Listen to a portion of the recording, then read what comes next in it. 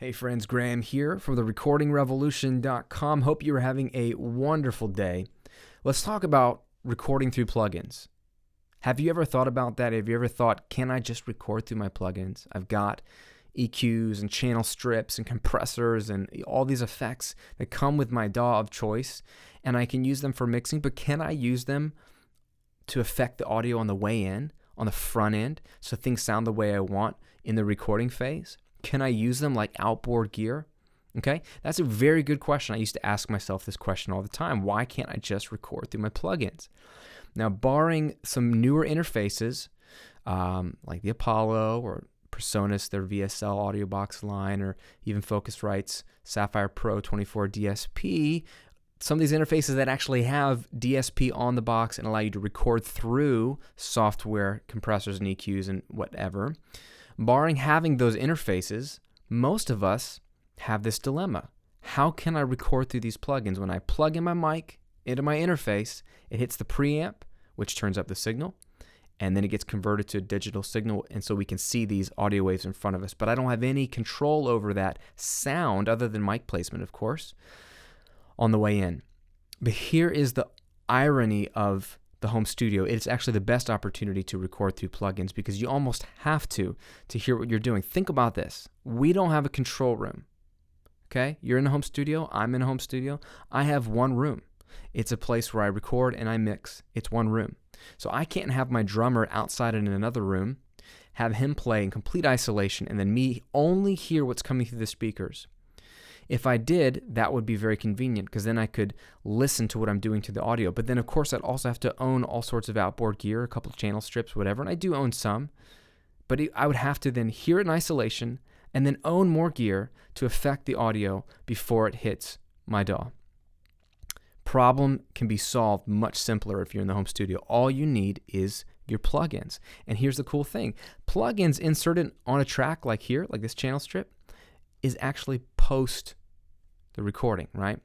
This audio that I'm hearing through the channel strip, it's already recorded. I'm not actually affecting anything on the way in. You can't really do that in real time. There's a thing called latency, okay?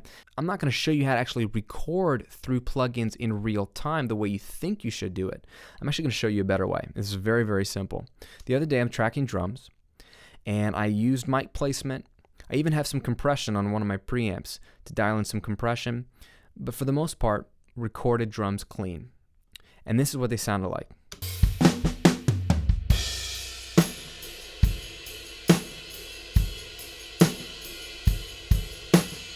Okay?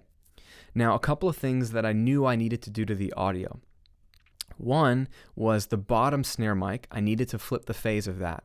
And I didn't have a phase invert button on my preamp. In this case, I didn't plug that mic into that preamp. I probably should have. It would have been easier. So instead, I pulled in a plugin.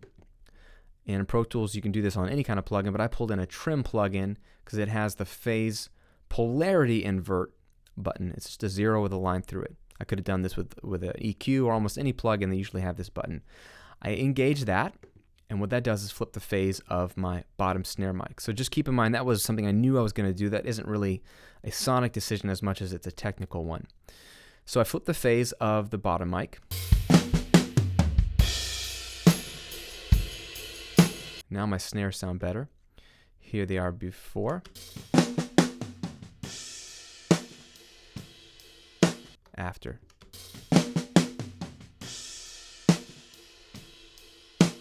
Now that fullness is back in my snare.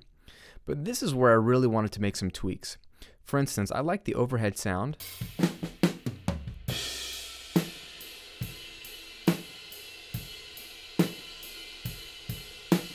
But if I had a channel strip in a control room, I would have done a little bit of tweaking on the way in. And in fact, what I did is pulled up a channel strip plugin after the fact, and I did a couple of things. I scooped out 6 dB of 500 hertz because I felt like there was some buildup in my room that just didn't sound pleasing. I did a little bit of a shelf boost at 8K to just open up some of the shimmer on the cymbals. I did a high-pass filter up to about 70, and even added a little bit of compression, a touch of compression to the overheads. And here's what they sounded like before and then after.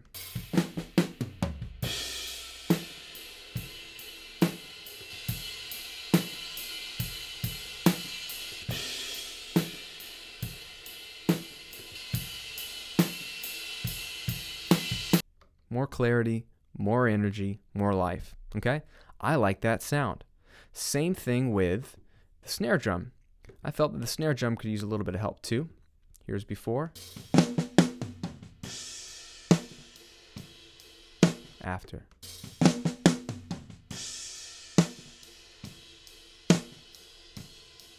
Before. After. A little more punch and crack. I did a little bit of a low pass filter, a little bit of a boost around 6K, scooped out a little bit of muddiness. Just little things that I would have done to the snare if it were on a channel strip and I were in a control room. Okay, I thought that cleaned it up a little bit better. I liked the sound of that better. And then I did a little bit on the kick drum tracks. I basically brought in a channel strip on them as well. And on both of these, I initiated a gate to clean up some of the bleed. And then on the inside mic, I just a little more pop on where the beater would be and scooped out some low, mid stuff that sounded nasty. And then on the outside kick drum mic, a little bit of a low pass, a little bit of gate, scooped out some low mid stuff, and then I did a little bit of a boost at around 60 to fatten it up. All in all, if you flip it over, here's where my drums were.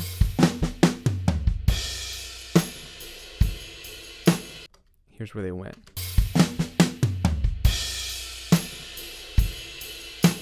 Before.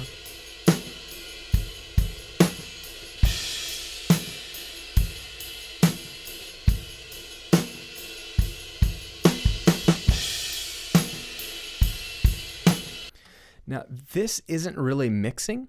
This is just after hours of tuning and mic placement and swapping some things around and getting drums to sound the way I want. I'm pulling up some channel strips and just fiddling with it as I listen back, right? The drummer stops playing. I'm listening back on my monitors. And we're not on headphones anymore. And I'm dialing in some things as if it were him playing in a tracking room and I'm in a control room and I'm listening and pretending like it's real time and pulling up a pretend channel strip and dialing it in and sweetening it up a little bit because this is kind of the way I want it to sound. I want to commit to this sound because I think it sounds better.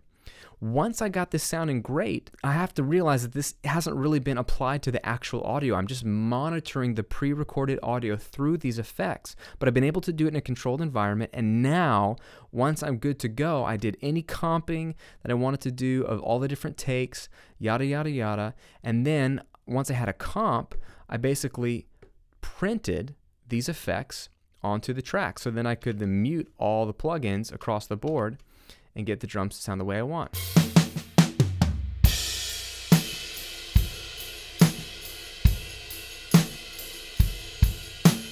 And these are my prints of all those effects, and it's only on the channels that I affected it. Toms I didn't do anything to, and EQ and stuff on the kick, top, snare, and overhead. And then you know you've got the sound exactly the way you want, and the result is no different than had you had plenty of outboard gear. In this case, 4 channel strips, okay? In this case, 4 SSL channel strips, and being able to make those critical decisions in a controlled environment where I'm not listening to the drums in real time while I'm trying to EQ the sound of the drums. I'm listening to it in a controlled environment. So this fixes the lack of control room in your home studio, and it fixes the lack of outboard gear, and it lets you get more bang for your buck for plugins you already own that you're going to use for mixing. And it's a very, very simple thing to do to just help you sweeten a track as you're getting the mic placement about 80-90% of the way there. And if this cleans up some stuff that mic placement won't ever clean up, like low mid build up that you just can't get rid of, you can clean up stuff, add a little bit of compression on the way in, and print it, and then move on to the rest of your recording. In essence, that's what we've done. Recorded through plugins. It's not in real time, but I would submit to you that you have much more control over making the right sonic decision when listening back to a pre-recorded track and then applying the processing. Hopefully that gives you some things to think about. Remember, you can use this concept on anything in your tracking sessions, anything.